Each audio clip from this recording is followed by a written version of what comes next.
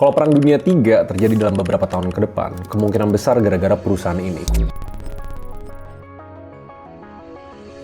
Iya, kalian nggak salah dengar, perusahaan di pulau kecil yang siap dibom abis sama Amerika Serikat kalau jatuh ke tangan musuh. Ini tuh bukan sekedar teori konspirasi atau nakut-nakutin doang ya, karena ini pernyataan yang strategis. Menurut gue ngeri banget, karena dia bilang kayak gini, gue mending ekonomi dunia hancur dan kita balik ke zaman batu daripada teknologi ini dikuasain sama Cina. Dan perusahaannya namanya TSMC, Taiwan Semiconductor Manufacturing Company. Ini basically perusahaan pabrik loh. Mereka punya power sebesar itu karena TSMC itu bukan sekedar pabrik biasa. Buat yang ngerti, mereka tuh udah kayak jantung dari peradaban digital. Coba deh lu lihat, HP yang lu pegang, laptop yang lu pakai buat kerja, mobil listrik, bahkan sampai ke misil-misil pintar, satelit militer, semua tuh butuh otak atau yang namanya chip. Dan ini fakta yang mengerikan. 92% dari otak yang paling canggih di seluruh dunia itu cuma bisa dibuat di satu tempat. Nah, itu TSMC. Dulu negara Taiwan itu pernah kekeringan di tahun 2021. Nah, pabrik di TSMC itu tuh butuh sekitar 156.000 ton air bersih setiap harinya cuma buat nyuci wafer chip. Nah, pas itu pemerintah tuh sampai rela matiin aliran air ke ribuan hektar sawah petani buat mastiin pabriknya tuh nggak berhenti beroperasi. Pabrik yang juga ngambil listrik 7% dari seluruh negara Taiwan. Gila loh, ini satu perusahaan. Karena kalau mereka stop produksi satu hari aja, ekonomi dunia global ditaksir bisa rugi 5 miliar dolar atau sekitar 80 triliun rupiah per hari. Ini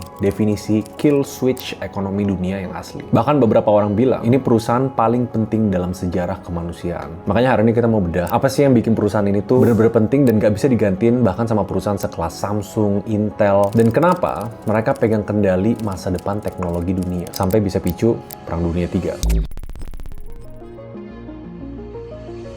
Pertama, kita jangan naif ya. Amerika sama China itu kelihatan banget lagi tonjok-tonjokan. Siapapun yang ngontrol teknologi ini bakal ngontrol ekonomi dunia. Ray Dalio, investor yang legendaris banget, founder dari Bridgewater Associates, dia pun ngelakuin analisa yang sama. Ada di bukunya. Siapa yang menang perlombaan teknologi akan memenangkan perang ekonomi dan akhirnya memenangkan perang militer. Karena di era sekarang, kita jangan ngelihat Perang Dunia III tuh kayak perang-perang sebelumnya. Ada wilayah, ada minyak, orang datang terus tembak-tembakan biar dapat wilayah itu. Karena di era sekarang, senjata yang paling mematikan itu bukan lagi nuklir, tapi chip AI. Chip ini yang bikin misil-misil atau drone bisa nyari target sendiri, bisa menguasain sebuah negara tanpa mereka harus di sana, atau secara defense bikin sistem pertahanannya nggak bisa ditembus. Tapi buat orang awam kayak kita sehari-hari, seberapa penting sih chip ini buat hidup kita? Kalian dengerin data ini dulu. Kalau dilihat secara angka, industri semikonduktor global itu nilainya cuma sekian ratus miliar, maksimal lah 1-2 triliun. Tapi industri yang kelihatan kecil ini itu enabler atau penggerak ekonomi dunia yang nilainya 100 triliun dolar. Hampir 100% ekonomi modern kita bergantung sama benda kecil ini. Kalian bisa lihat juga kok, TSMC secara perusahaan global aja makan valuasi sekitar 1 triliun dolar. Di sini gue ngerti lah kenapa investor institusi dunia itu pada ngebet masuk ke TSMC, bahkan dilihat sebagai safe haven. Nah, yang menarik untuk perusahaan-perusahaan dunia kayak gini, investor retail kayak kita tuh sebenarnya bisa ke expose juga. Nah, gue lagi nyobain platform baru namanya XTB. Mereka exchange global yang udah 20 tahun lebih, buka resmi di Indonesia dan diregulasi sama OJK sama Bapepti. Jadi secara keamanan dana kalian nggak perlu worry. Tapi untuk orang sehari-hari kayak kita, fitur yang paling penting yang harus dipunyai sama exchange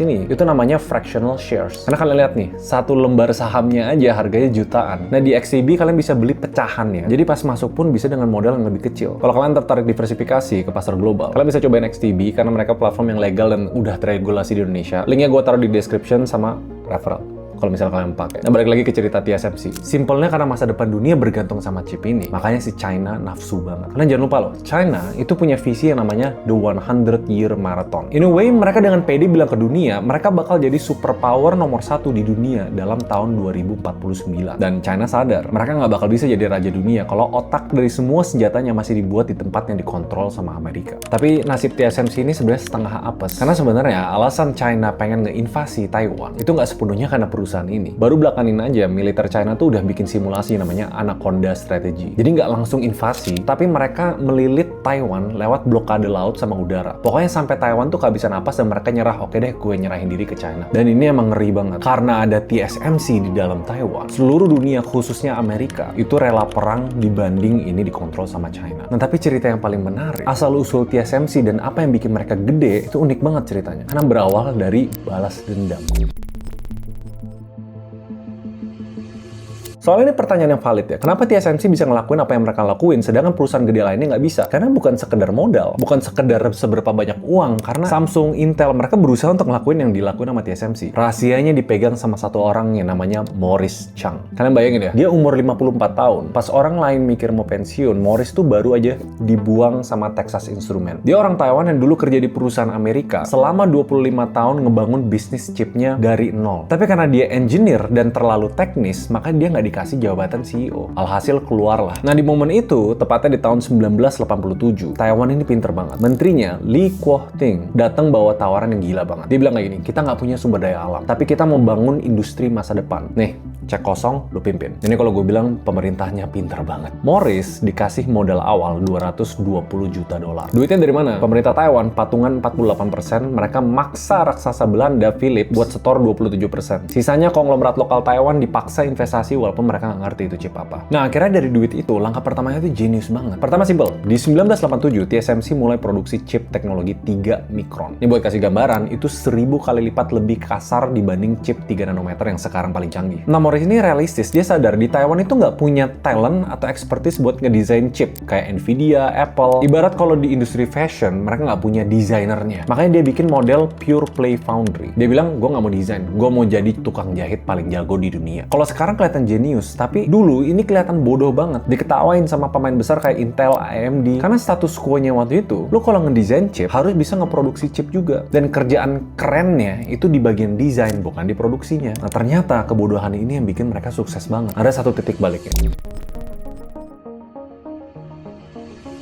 Kalau dilihat pemain besar manufaktur chip, itu sebenarnya ada Samsung, ada Intel juga. Tapi kenapa mereka nggak bisa ngegantiin TSMC? Kalau di bisnis ada istilah yang namanya moat, atau benteng yang nggak bisa ditembusin sama bisnis-bisnis lain. Jadi kan di awal-awal TSMC bikin chip yang sebenarnya biasa-biasa aja untuk kalkulator, barang-barang yang receh lah. Di saat yang sama, Intel itu lagi raja-rajanya. CEO dari Intel legendaris, namanya Andy Grove, itu datang ke Taiwan. Morris Chang mau coba ngerayu Intel buat bikin chipnya mereka di pabrik TSMC. Dan akhirnya penasaran, dikirimlah tim audit buat ngecek pabriknya. Dan hasilnya tragis. Intel nemuin 200 lebih kekurangan yang fatal. Mereka bilang pabriknya ini nggak layak nih untuk bikin chip Intel. Nah, di sini titik baliknya. Dan ini poin penting banget ya. Morris paksa engineer-nya buat kerja 24 jam, beresin 200 poin itu. Dalam waktu singkat, tim Intel datang balik lagi. Mereka kaget, TSMC ngelampauin standar Intel. Nah, makanya pas waktu itu, TSMC itu dapat label Seal of Approval. Trust inilah, mereka udah dipakai Intel. Ini yang bikin mereka irreplaceable. Karena mereka cuma pabrik doang, mereka tuh punya trust and neutrality. Apple itu nggak takut desainnya dicuri sama TSMC. Tapi kalau bikin di pabrik Samsung, ya wajar, Samsung punya produk kompetitornya. Ternyata netralitas dan expertise jadi pabrik doang malah bikin mereka menang di market. Faktor kedua yang namanya learning curve mode. Nah, jangan samain pabrik manufaktur chip sama kayak Maklon untuk ngejahit baju. Selama 40 tahun mereka pure kerjaannya cuma manufaktur. Setiap detail dari prosesnya, yaitu suhu, kelembapan udara, itu mereka perhatiin 100%. Yang akhirnya hampir puluhan ribu engineer di TSMC punya spesialis manufaktur yang nggak dipunyain sama pabrik lain, yang fokusnya mungkin kepecah sama ngedesain dan lain-lain. Ibarat ya, Samsung itu punya mesin litografi yang sama persis sama TSMC dari perusahaan yang namanya ASML. Tapi mesin yang sama diproduksi sama TSMC itu jauh lebih efisien dibanding Samsung. Tapi kan dua ini harusnya bisa dipelajarin sama perusahaan-perusahaan global lainnya. Nah, kunci yang ketiga itu yang nggak bisa di-copy. 50.000 engineer mereka, level elite, punya budaya namanya war room. Kalau di Taiwan ada mesin seharga 6 triliun rusak di jam 3 pagi, engineer PhD mereka nggak mau tahu, harus nyampe di pabrik dalam 20 menit. Ini budaya mirip sama di video Huawei yang pernah gue bahas sebelumnya. Ini makanya Amerika tuh waktu itu udah sempat ngemis. Bahkan dibikin regulasinya, mereka tolong dong bikin pabrik di US. Semuanya di-copy, dibikin di Arizona. Dan gagal total. Kenapa? Soalnya budaya kerja militer ini nggak bisa diklon. Nah, sampai sini, kita tahu TSMC itu gila banget. Nggak ada perusahaan lain yang bisa mendekati kemampuannya mereka. Tapi apakah worth it? Perang Dunia 3 kalau perusahaan ini di tangan yang salah. Sebenarnya kalau dari segi bisnis, mereka tuh gila banget. Nilai perusahaannya di atas $1 triliun. Iya, ini perusahaan gede banget loh. Tapi yang lebih gila lagi, profitnya mereka $30 miliar. Dari omset $75 miliar. Perusahaan pabrik mana di dunia yang punya net profit segede itu? 40% loh. Yang di tahun 2024 mereka belanja modal itu sampai $32 miliar. Ngeborong mesin ASML yang satunya tuh harganya $6 triliun. Again, data-data kayak gini, kalian bisa cek di aplikasi STB. Karena kalau kalian invest, jangan cuma lihat harga sahamnya. Walaupun selama 5 tahun nih gila banget. Tapi kalian lihat pendapatannya berapa, profitnya berapa. Shoutout XTB udah collab di video ini. Dan karena udah diregulasi resmi sama OJK sama PPPT, jadi dari segi keamanan kalian aman. Kalian bisa cek lagi linknya di bawah sama pakai kode referral yang ini. Tapi sebagus-bagusnya bisnis TSMC yang bisa ngatur harga sesuka mereka, tapi orang bakal tetap beli dari mereka. Mereka tuh punya julukan yang namanya perisai silikon. Siapapun yang menguasai perusahaan ini akan menguasai masa depan ekonomi. Nah kalau China kan pakai anaconda strategi, nggak boleh terang-terangan lah invasinya. Jadi diblokir tuh jalur-jalur keluar masuk lewat laut sama udara. Nah, tapi yang belum kita bahas, yang lebih menyeramkan, itu strategi Amerika yang namanya The Broken Nest. Analis militer dari Amerika secara terbuka nyaranin ini, kalau invasi Cina beneran terjadi dan Taiwan bakal jatuh, Amerika harus meledakkan pabrik TSMC sampai rata dengan tanah. Literal bumi hangus. Jadi strateginya kalau gua nggak bisa punya teknologi ini, lo juga nggak boleh. Amerika lebih pilih dunia ngalamin krisis ekonomi total, yang kalau ini terjadi ya, depresi global yang jauh lebih parah daripada 2008, daripada China jadi superpower AI sendirian. Terus buat kita apa sih? Harga laptop yang 10 juta mungkin jadi 100 juta. HP murah semurah-murahnya jadi puluhan juta. Dan peradaban digital kita literally mundur 1 dekade. Ini hasil dari perusahaan yang fokus cuma ke satu dan satu hal doang, yaitu jadi pabrik manufaktur terbaik di dunia. Mereka udah nggak dilihat sebagai perusahaan teknologi. Mereka tuh titik keseimbangan paling rapuh dalam sejarah manusia. Harapannya sekarang, ya jangan sampai ini kejadian. Tapi mungkin di video lain gue bakal jelasin lebih detail kenapa China sengebet itu. Kenapa ini bukan sekedar nguasain teknologi, tapi mempertahankan rezim dan propagandanya mereka yang kebetulan jadi sumbu pendek untuk Perang Dunia 3. Tapi menurut kalian gimana? See you guys next video. Bye-bye.